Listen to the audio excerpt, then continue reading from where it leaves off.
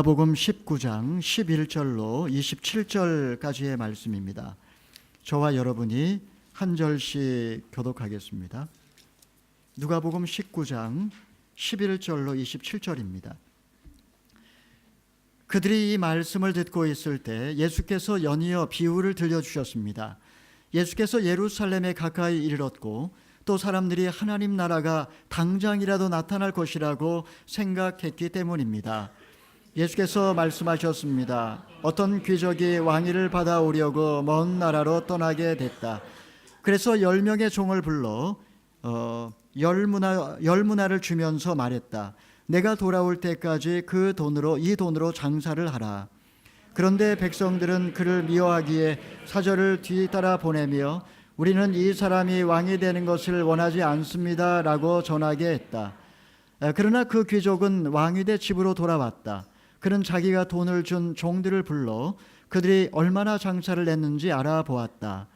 첫 번째 종이 말했다. 주인님이 주신 1문화로 10문화를 벌었습니다. 그 주인이 대답했다. 잘했다. 내 착한 종아. 내가 작은 일에 충성했으니 10개의 마을을 다스리는 권세를 주겠다. 두 번째 종이 와서 말했다. 주인님이 주신 1문화로 5문화를 벌었습니다. 그 주인이 대답했다. 내게는 5개의 마을을 다스리는 권세를 주겠다. 그러자 다른 종이 와서 말했다. 주인님이 주신 1문화가 여기 있습니다. 제가 이것을 천에 싸서 잘 보관해 두었습니다. 주인님은 엄하신 분이라서 맡기지 않은 것을 찾아가시고 심지 않은 것을 거두어 가시기에 제가 두려웠습니다. 그 주인이 대답했다. 이 악한 종아, 내 입에서 나온 말로 내가 너를 판단하겠다. 내가 엄한 사람이어서 맡기지 않은 것을 찾아가고 심지 않은 것을 거두어 가는 줄 알고 있었느냐? 그러면 왜 내 돈을 은행에 저축하지 않았느냐? 그랬더라면 내가 돌아왔을 때 이자까지 함께 찾을 수 있지 않았겠느냐? 그러고 나서 옆에 서 있던 사람들에게 말했다.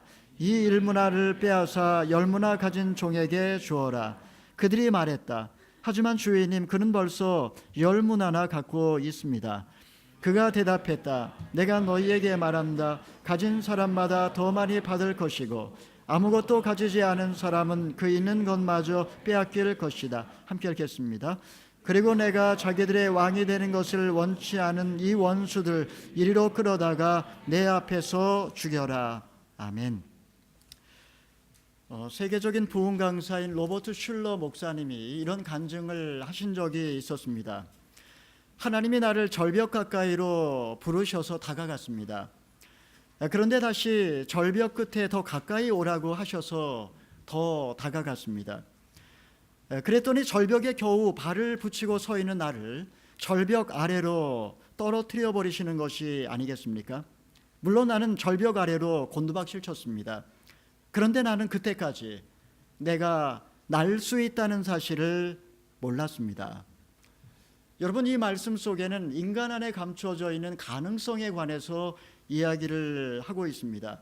하나님으로부터 부여받은 그 가능성이 모든 인간 안에 잠재되어 있다라는 것입니다.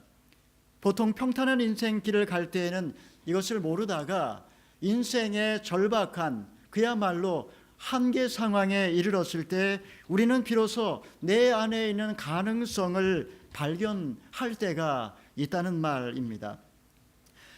미국의 34대 대통령 프랭클린 루즈벨트는 21세기 가장 영향력 있는 사람으로 1위에 뽑히는 그런 사람이 바로 이 프랭클린 루즈벨트입니다. 그는 39살의 젊은 나이에 소아마비에 걸려서 하반신 마비가 되고 말았습니다. 부통령 후보에서 낙선한 지 1년 만에 있었던 비극이었습니다. 많은 사람들이 이제 그에게 인생의 정치적 생명은 끝났다라고 선언을 했습니다. 하지만 그는 그렇게 생각하지 않았습니다. 그는 하나님을 믿었고 그는 자기 자신 안에 있는 가능성을 의심하지 않았습니다. 그는 2가지 목표를 세웠습니다. 첫 번째는 소아마비를 정복하는 것이고 또 하나는 정계에 복귀하는 것이었습니다. 하지만 이 두 가지 모두 다 불가능한 것이었습니다. 하지만 그는 사제를 털어서 시골로 내려가서 귀양살이와 다름없는 생활이었지만 재활센터를 세웠습니다. 그리고 거기서 열심히 재활을 하면서 정계의 복귀를 꿈꾸기 시작했던 것입니다. 그리고 마침내 7년 만에 그는 여전히 소아마비였지만 뉴욕 주지사 선거에서 승리하여 정계에 복귀했고 다시 4년 만에 대통령 선거에 출마하여 당선이 되었습니다. 그는 미국 역사상 유례 없는 사선 대통령으로서 백악관에서 12년을 보냈습니다. 그는 경제공황 때문에 소용돌이 속에 휩싸여 있던 미국을 뉴딜 정책을 통해서 구원했고, 그리고 세계 제2차 세계대전에서 승리를 이끌었으며 그의 적극적인 후원으로 그가 죽은 지 10년 만에 피츠버그 대학교의 솔크 교수에 의하여 소아마비 예방 백신이 개발되기에 이르게 된 것입니다. 여러분, 우리 안에는 누구나 다 이런 가능성이 숨어 있습니다. 그것을 우리가 평소의 삶 속에는 알지 못하다가 삶의 한계 상황에 이르렀을 때 우리는 그것을 발견하게 되는 것입니다. 내 안에 감추어져 있던 날개, 그 날개가 바로 그 순간에 펼쳐지면서 우리는 창공을 향하여 날아갈 수 있게 되는 것입니다. 이 시간에 우리는 본문 말씀을 통해서 바로 우리 안에 감추어져 있는 하나님의 가능성, 그것에 관해서 함께 생각을 해보려고 합니다. 첫 번째로, 하나님께서 모든 인간에게 다 예외 없이 인생의 미천을 주셨다라는 것입니다. 우리 12, 13절 같이 한번 읽어보겠습니다. 시작. 예수께서 말씀하셨습니다. 어떤 귀족이 왕위를 받아오려고 먼 나라로 떠나게 됐다. 그래서 10명의 종들을 불러 열무나를 주면서 말했다. 내가 돌아올 때까지 이 돈으로 장사하라. 마태복음 25장에 보면 달란트 비유가 나옵니다. 이 비유를 보게 되면 주인은 종들에게 한 사람은 5달란트, 한 사람은 2달란트, 한 사람은 1달란트를 주었습니다. 그런데 여기에 보게 되면 모든 사람에게 똑같이 한 문화를 준 것으로 나옵니다. 여러분, 달란트 비유와 문화 비유가 다릅니다. 달란트 비유는 하나님께서 인간에게 주신 제각각의 가능성, 제각각의 재능을 의미합니다. 달란트라는 말 자체가 탤런트라는 의미가 아니겠습니까? 어떤 사람에게는 재능을 좀 많이 주시고, 어떤 사람은 적당히 주시고, 그리고 어떤 사람은 재능을 적게 주시기도 하신다라는 것입니다. 열심히 장사해서 자기 재능을 잘 개발하면 1달란트 가지고 1달란트를 남겨도 주님께서는 칭찬을 하셨던 것입니다. 그런데 오늘 본문에 나오는 문화는 조금 다릅니다. 문화는 모든 인간에게 인종과 계층과 빈부와 귀천과 남녀와 노소를 무론하고 모든 인간에게 하나님이 주신 것입니다. 여러분, 그것이 무엇일까요? 그것이 바로 하나님의 형상입니다. 여러분, 인간 가운데 하나님의 형상이 새겨져 있는 인간, 그런 인간 없는 인간이 있습니까? 모든 인간은 다 하나님의 형상대로 영성과 지성과 그리고 도덕성을 다 갖고 있고, 그리고 창조성과 그리고 무한한 가능성을 인간은 다 갖고 있다라는 말입니다. 그러면 여러분, 우리가 이 인생을 어떻게 살아야 할까요? 이미 내 안에 모든 가능성이 숨겨져 있는데 많은 사람들이 자기 안에 있는 가능성을 보지 못하고 정말 잘못된 믿음을 가지고 자기 자신의 능력을 비하하면서 한계적이고 절망적인 인생을 사는 사람이 얼마나 많은지 모릅니다. 어떤 분이 그런 말을 했습니다. 내가 할 수 있다고 믿든 할 수 없다고 믿든 결국 내가 믿는 대로 된다. 여러분, 내 안에 무한한 하나님의 가능성이 있다라고 믿는 사람은 그 가능성을 믿기 때문에 그 가능성이 개발이 되고, 내 안에 아무런 가능성도 없다라고 생각하는 사람은 그 믿음대로 아무런 일도 일어나지 않는 것입니다. 여러분, 우리의 과거도 우리의 미래조차도 내 안에 있는 가능성에 비하면 아무것도 아닙니다. 그 가능성을 발견하는 것이 얼마나 중요한지 모릅니다. 우리 마태복음 13장 44절 말씀을 읽어보겠습니다. 시작. 하늘나라는 밭에 숨겨진 보물과 같다. 어떤 사람이 그것을 발견하고는 감추어 두고 기뻐하며 돌아가 모든 재산을 팔아서 그 밭을 샀다. 여러분, 하나님께서 인간을 창조하시고 이렇게 말씀하셨습니다. 보라 얼마나 좋으냐. 하나님께서 보실 때에 인간은 모두 다 예외 없이 최고의 걸작품입니다. 옆에 사람과 비교할 것 없고, 인간 조건을 가지고 나의 배경을 가지고 비교할 것 없이 나의 존재 자체가 그렇게 소중한 보석과 같은 존재라는 것입니다. 어떤 농부가 밭을 갈다가 보석을 발견했습니다. 그리고 그 보석을 다시 땅에 파묻고 집으로 가서 기뻐하며 자기의 전 재산을 팔아서 그 밭을 샀습니다. 여러분, 이것이 바로 우리 안에 있는 보석, 그것을 발견한 사람은 그것을 개발하기 위해서, 그리고 기뻐하면서 자기 자신을 삶에 투자하면서 열심히 인생을 살아낼 수 있는 것입니다. 인간의 존엄성, 그리고 내 안에 있는 가능성, 그 어마어마한 가능성을 아는 사람만이 기쁨으로 내가 간직한 꿈을 절대 포기하지 아니하고 끊임없이 도전할 수가 있는 것입니다. 저에게 있어서 굉장히 감동을 주었던 한 간증이 있습니다. 그분은 호주에 사셨던 61살 된 할머니였는데, 그분은 중학교밖에 졸업하지 못한 분이었습니다. 남편과 만나 결혼을 하고 자녀를 키우면서 그는 더 이상 공부할 기회를 놓치고 말았습니다. 하지만 남편이 세상을 떠나고, 그리고 자녀들도 다 장성했을 때, 61살이 되었을 때 그분은 공부를 시작했습니다.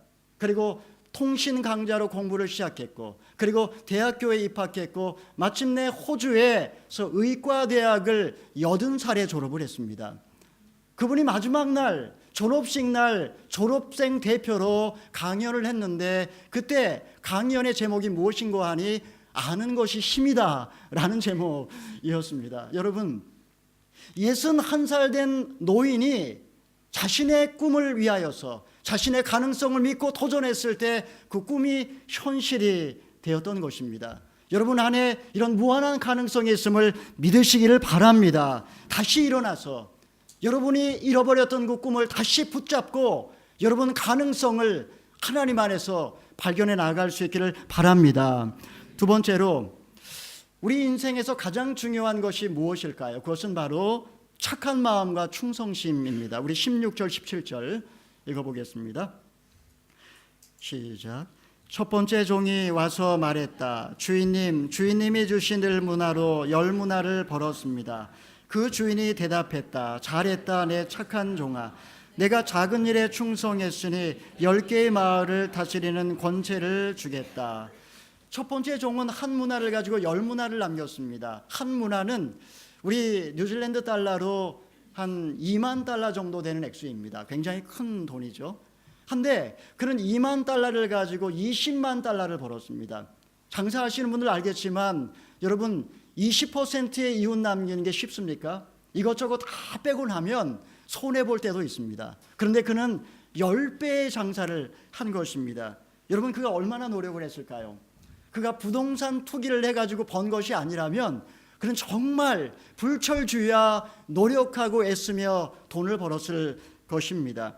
그런데 주님께서는 그가 어떤 장사를 했는지는 이야기하지 않으셨고, 그가 어떤 태도로 장사를 했는지를 말씀해 주십니다. 바로 그것이 착하다라는 말입니다. 착하다라는 말은 그냥 심성이 그냥 물에 물 탄 듯 술에 술 탄 듯 무골호인이라는 말이 아니라, 여기서 착하다라는 것은 주인과의 관계에 있어서 관계성이 좋다라는 것입니다. 그리고 작은 일에 충성했다라는 것은 내게 주어진 일에 성실하게 최선을 다했다라는 의미입니다. 여러분, 이 사람이 왜 주인과의 관계성이 좋았을까요? 주인이 특별하게 이 사람에게 더 많은 자본금을 주었습니까? 주인이 특별히 그를 찾아와서 사랑과 관심을 보여주었을까요? 전혀 그렇지 않습니다. 주인은 똑같이 모든 사람에게 일문화를 주었고, 그리고 똑같은 조건 속에 놔두고 그는 떠나버렸던 것입니다. 여러분, 주인에 대해서 왜 그가 이런 마음을 가졌을까요? 그것은 마음이 착했기 때문입니다. 하나님 앞에서 나의 존재가 어떤 존재인지를 알았기 때문에 앞에 나온 종들처럼 오히려 대적하고 반발하지 않고 오히려 자신의 주권을 온전히 주인께 맡기고 열심히 성실하게 착하게 자기의 직분에 최선을 다했기 때문입니다. 우리 구약에 나오는 룻이라는 여성을 보게 되면 그 여인이 얼마나 착한 여성이었나를 알 수 있습니다.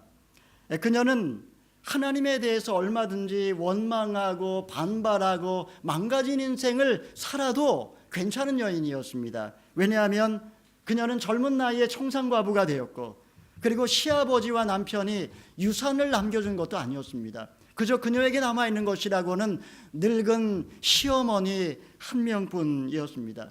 여러분 얼마나 원망스럽고 얼마나 한맺힌 인생입니까? 참으로 자신의 기구한 운명을 탓하며 하나님을 저주할 수도 있었습니다. 똑같은 처지에 있던 동서는 결국은 그들을 떠나서 고향으로 자기 살 길을 찾아갔습니다. 하지만 룻은 착한 여인이었습니다. 우리 룻기 1장 16절 17절 말씀을 같이 한번 읽어보겠습니다. 시작. 그러나 룻이 대답했습니다. 자꾸 저한테 어머니를 떠나거나 어머니에게서 돌아서라고 하지 마십시오. 어머니가 가시는 곳이면 저도 갈 것이고 어머니가 머무시는 곳이면 저도 머물 것입니다. 어머니의 민족이 제 민족이며 어머니의 하나님이 제 하나님이십니다. 어머니가 죽는 곳에서 저도 죽을 것이고 저도 거기에서 묻힐 것입니다. 죽음 외에 그 어떤 것도 어머니와 저를 갈라놓을 수 없습니다.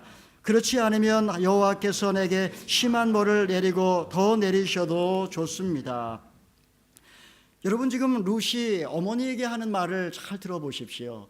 여러분 어떻게 시어머니에게 이렇게 할 수 있었을까요? 사실 시어머니의 하나님은 그렇게 좋은 하나님이 아니었습니다. 너무나 매정하고 너무나 잔인하고 너무나 무관심한 그런 하나님이었습니다. 남편은 죽었고 이민 생활은 파탄났고 거지가 되어 고향에 돌아온 이 상황에서 하나님이 뭐가 좋다고 어머니의 하나님을 나의 하나님으로 삼을 수 있겠습니까? 그럼에도 불구하고 룻은 어머니를 섬깁니다. 제가 한국에서 이사 올 때 직전에 동부이촌동에 살았습니다. 동부이촌동은 굉장히 작은 동네지만 아파트 밀집 지역입니다. 근데 동부이촌동 맨 구석에 수정 아파트라고 하는 그런 한 채로 지어진 그런 아파트가 한 채 있습니다. 수정 아파트. 그런데 이 아파트를 리모델링을 했습니다. 제가 그 집에 이사를 가려고 하다가 리모델링 하는 바람에 결국 그 집에 못 들어갔습니다. 너무 집값이 올라가지고. 근데 그 집의 그 아파트의 이름이 뭐냐 하면 두산 웨이브 트레지움 아파트입니다. 두산 웨이브 트레지움 아파트 12글자의 아파트입니다. 제가 이제 그 집에 신방을 가서 예배를 드리다가 그 집주인인 집사님에게 제가 물어봤습니다. 집사님 왜 이렇게 이름을 길게 지었나요? 그러니까 그분이 하시는 말씀이 농담으로 시골에서 올라온 시어머니가 집을 찾지 못하게 하기 위해서 이렇게 집 이름을 길게 지었다라는 말씀을 했습니다. 여러분 시어머니가 재산이 좀 있다 그러면 좀 다릅니다. 재산이 있다면 모실 수 있겠죠. 하지만 지금 롯은 남의 밭에 가서 밀 이삭을 주워 담아 시어머니를 봉양하고 있었습니다. 그러나 그녀는 시어머니를 지극정성으로 모십니다. 자신의 운명을 저주하지 않습니다. 끝까지 어머니 한 사람을 착한 마음으로 모십니다. 얼마나 아리따고 또 착한 마음입니까? 하나님께서는 성경에 보면 룻이 얼마나 대단한 사람인지 나와 있지 않지만 그녀가 얼마나 심성이 착하고 고운 사람인지는 나와 있습니다. 근데 놀랍게도 하나님께서는 이방 여인이었던 이 룻을 축복해 주십니다.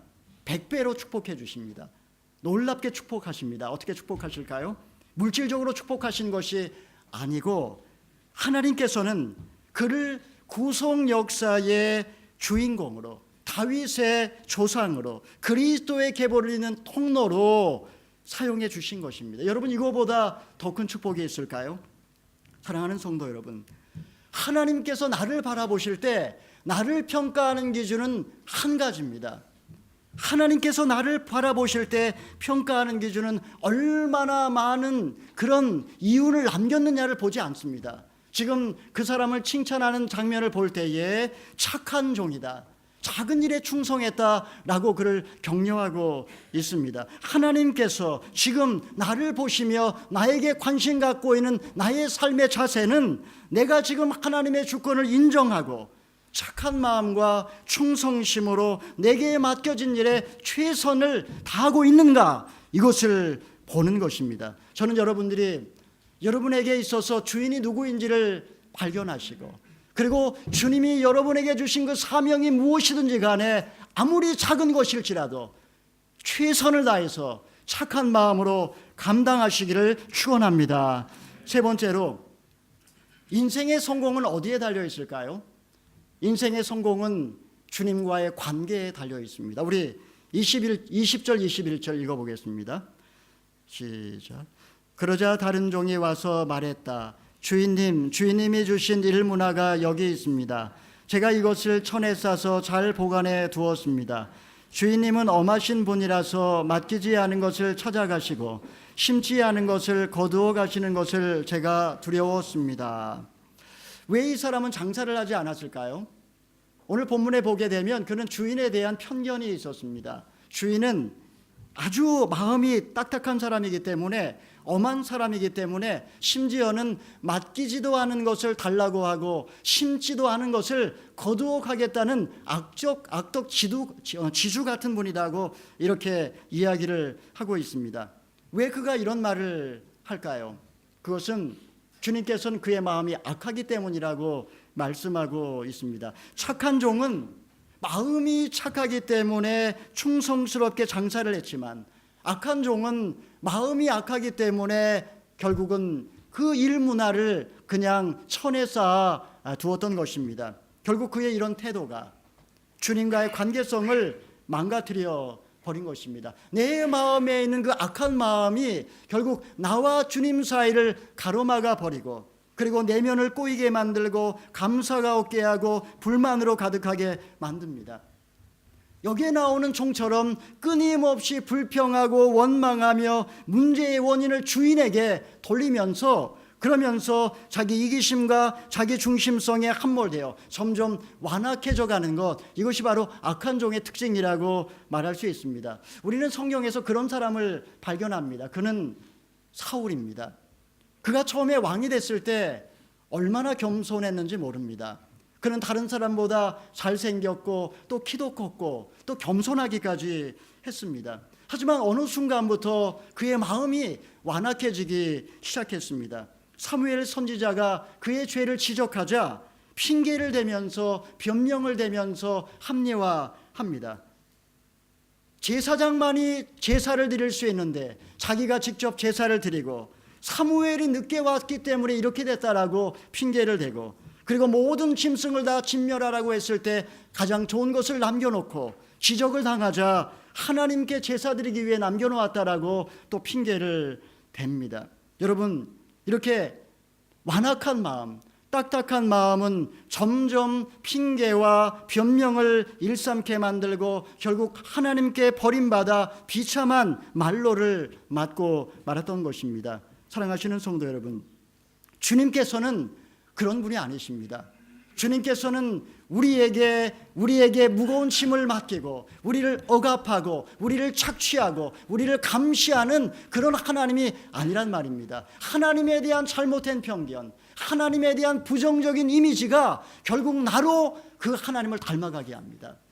내가 갖고 있는 하나님의 이미지가 율법적이고 감시하고 그리고 무서운 하나님이라면 어느 순간에 나도 그 하나님을 닮아가지만, 그러나 내가 믿는 하나님이 은혜가 풍성하시고 그리고 자비를 베푸시고 축복해 주시는 분임을 믿게 되면 나는 그 하나님을 닮아가게 되는 것입니다. 그 하나님과의 관계성, 그 하나님과의 인격적이고도 친밀한 관계성이 있을 때 우리의 인생은 비록 힘들고 어려워도 착하고 충성스럽게 내게 맡겨진 일에 최선을 다할 수 있는 것입니다. 사랑하시는 성도 여러분, 주님께서 보시는 것은 우리의 삶의 태도입니다. 그리고 내가 지금 주님 앞에 어떠한 자세로 헌신하고 있는가입니다. 내가 얼마나 많은 문화를 남겼느냐, 이거는 별로 중요하지 않습니다. 내가 지금 비록 초라하고 볼품없는 것처럼 보인다 할지라도 내 안에 지금 엄청난 가능성이 감추어져 있는 것을 믿고 포기하지 않고 한계짓지 않고 낙심하지 않고 내게 주어진 사명에 최선을 다하여 감당하는 것, 기쁨과 감사와 그리고 착한 마음으로 충성하는 것, 바로 그것이 저와 여러분을 향한 하나님의 뜻인 줄 믿으시기를 바랍니다. 이렇게 내 안의 가능성을 믿고 착하고 충성스러운 마음으로 승리하시는 저와 여러분이 되시기를 주님의 이름으로 축원합니다. 아멘.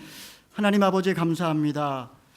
우리 안에 감추어져 있는 날개를 펼치고 창공을 향하여 날개하여 주시옵소서. 하나님이 우리에게 무한한 가능성을 주신 줄 믿습니다. 우리 인생에서 가장 중요한 것, 착하고 충성된 마음인 줄 믿사오니 주님과의 깊은 사랑의 관계성 속에서 주님이 다시 오실 때까지 많은 이윤을 얻게 하는 하나님 우리가 될 수 있도록 축복하여 주시옵소서. 감사하며 예수님 이름으로 기도하옵나이다. 아멘. 다 함께 일어나셔서 봉헌하며 주님께 나아가겠습니다.